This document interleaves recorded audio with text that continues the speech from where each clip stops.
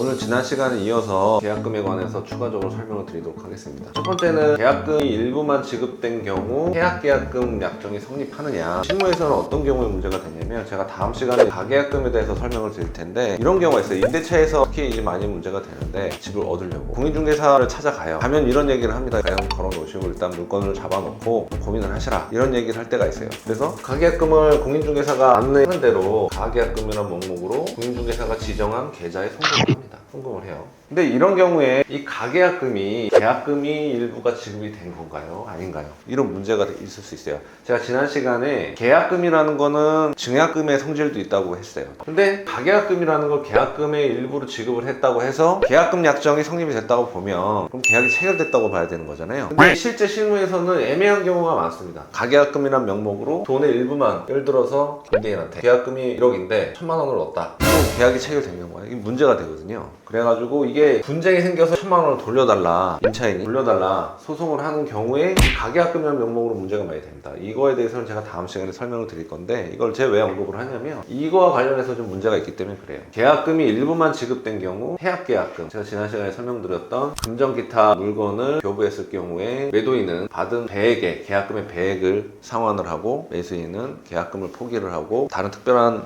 약정이 없는 한 이행에 착수하기 전까지 계약을 해제할 수 있다. 이게 바로 이제 해약계약금이라고 그랬잖아요. 이런 경우에 일부만 지급된 경우 해약금 약정이 성립을 한 걸로 봐야 되느냐, 결론 말씀드리면 요물계약이라고 그랬죠. 해약금 약정은 요물계약이기 때문에 일부만 지급을 하면 해약계약금 약정이 성립이 되지 않고, 그렇기 때문에 약정 해제권으로 계약을 해제를 할 수는 없습니다. 그걸 일단 알아두시면 될 것 같고, 이게 어디랑 연결이 되냐면 가계약금하고 연결이 돼요. 요거에 대해서는 제가 최신 판례하고 가계약금을 반환받을 수 있는지, 이거에 대해서는 다음 시간에 설명을 하도록 하겠습니다. 그리고 제가 지난 시간에 얼핏 언급을 했을 거예요. 해약계약금 약정에 따른 약정 해제권은 이행기 전에 이행에 착수, 그러니까 이행에 착수하기 전까지만 행사할 수 있다고 했어요. 근데 이럴 수 있잖아요. 매도인을 A라고 하고 매수인을 B라고 하죠. 뭐 토지를 10억에 팔았어요. 근데 알고 봤더니 매도인 입장에서는 10억에 판 게 후회가 되는 거예요. 나중에 봤더니 가격이 더 오를 것 같단 말이죠. 계약 당시에 계약금으로 1억을 받았어요, 일단은. 그리고 중도금은 계약일로부터 2개월 후에 받기로 했고, 잔금은 4개월 후에 받기로 했어요. 그럼 이제 계약일로부터 2개월의 텀이 있잖아요. 계약을 해제하고 싶은 거예요, A는. 근데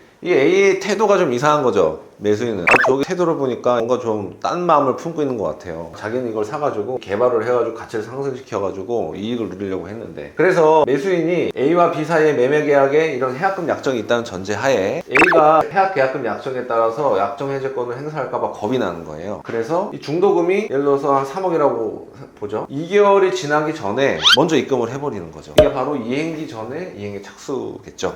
중도금을 지급하는 건 이행의 착수라고 제가 설명을 드렸잖아요. 이렇게 되면 A는 약정 해제권 행사를 하지 못하게 되겠죠. 이게 원칙입니다. 원칙은 이행기 전에 이행의 착수를 할 수는 있어요. 근데 다만 대법원 판례가 어떻게 보고 있냐면, 당사자 간에, 여기 이제 중도금 이행기 전이겠죠. 이행기 전에 이행에 착수를 하지 않기로 하는 등의 특약이 있거나 그에 준하는 특별한 사정이 있는 경우에는 중도금 2개월이라는 이 기한의 이익이 매도인한테 있다고 보는 거예요. 그래서 이행에 착수를 할 수 없다, 이행에 착수를 하더라도 효력이 없다고 보는 거예요. 대부분 그렇게 보고 있습니다. 그러면 특약을 한 경우, 이행기 전에 이행을 하지 말자, 우린, 그런 경우는 사실 드물겠죠. 일반인들 사이에 이러한 법률적인 것까지 다 고려를 해가지고, 물론 가능도 합니다. 이론상으로는 그렇게 할 수도 있겠죠. 우리 이행기 전에는 어쨌든 양쪽에서 이행에 착수를 하지 맙시다. 마찬가지로 매도인 특약을 하는 경우도 있지만, 어떤 경우가 있을 수 있냐면, 매도인 A 입장에서는 어떻게 하면 되냐면, 2개월 전에 매수인이 먼저 중도금을 지급하기 전에 선수를 먼저 치는 겁니다. 어떻게 선수를 치냐, 내용 증명을 보내는 겁니다. 난 계약을 해제를 하겠다, 계약을 해제를 할 테니까 이 계약금의 배액에 해당하는 2억을 언제까지 와서 수령을 해라. 수령을 하지 않으면 공탁을 하겠다. 나는 내용 증명을 보내서 그 내용 증명이 B에게 도달하는 순간 매수인 B는 이행기 전에 이행에 착수를 해도 A의 약정 해제권 행사를 막을 수가 없어요. 그게 바로 특별한 사정입니다. 그럼 어떻게 하냐, A 입장에서는 B가 당연히 이 사안에서는 받아들이지 않겠죠. 그러면 그냥 공탁하면 됩니다, 2억을.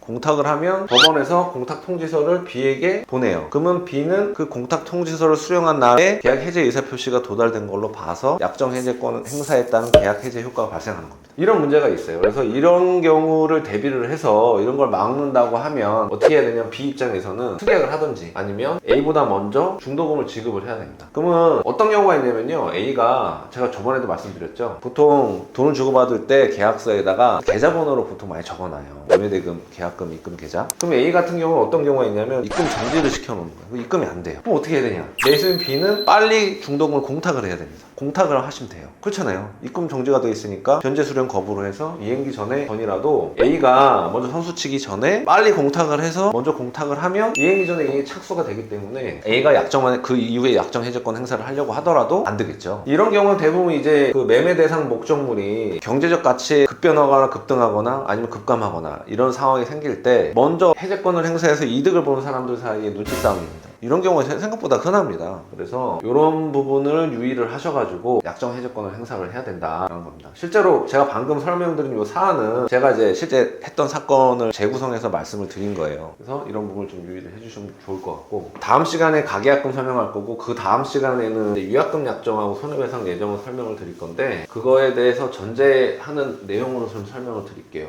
해약금 약정과 위약계약금 약정이에요. 보통 매매계약서를 작성을 하면 위약금 약정도 이제 같이 많이 써요. 뭐 매도인이 위약을 했을 경우에는 계약금의 배액을 상환하고, 매수인이 위약을 했을 경우는 계약금을 포기한다. 이런 특약이 많이 있습니다. 대부분이 있어요. 이거 거의 부담문자 식으로 이렇게 적혀 있는데, 이게 이제 위약금 약정인데, 이 위약금 약정이 있으면 여기는 계약금이라는 얘기 나오잖아요. 그럼 해약계약금 약정은 없는 거냐, 두 가지 성질이 같이 있을 수는 없는 거냐, 이런 문제가 있을 수 있잖아요. 그거는 아닙니다. 두 가지 성질을 같이 가지고 있어요. 그래서 계약금을 교부를 했을 경우에 해약계약금 약정, 위약금으로서의 성질, 해약금으로서의 성질이 같이 있는 거예요. 다만 여기 위약이라는 거는 결국 이제 채무불이행을 얘기하는 건데, 계약을 안 지키는 거죠. 채무불이행이 계약을 안 지키는 거예요. 이런 경우에 이제 그 손해액을 어떻게 산정할 거냐에 관한 거예요. 그러면 채무불이행이 있을 경우에는 계약금의 100, 매도인은 토해내라. 아까 사안에서는 100이니까 2억이겠죠. 그 다음 매수인은 포기하는 거니까 1억이겠죠. 이거는 손해배상액을 입증을 하지 않아도 이렇게 간주를 하겠다는 겁니다. 그래서 채무불이행을 하면 나중에 손해배상 청구를 해가지고 2억을 받을 수 있다는 거예요. 매수인은. 마찬가지로 매도인은 1억을 안 돌려줘도 되는 거죠. 결국 자기가 받은 거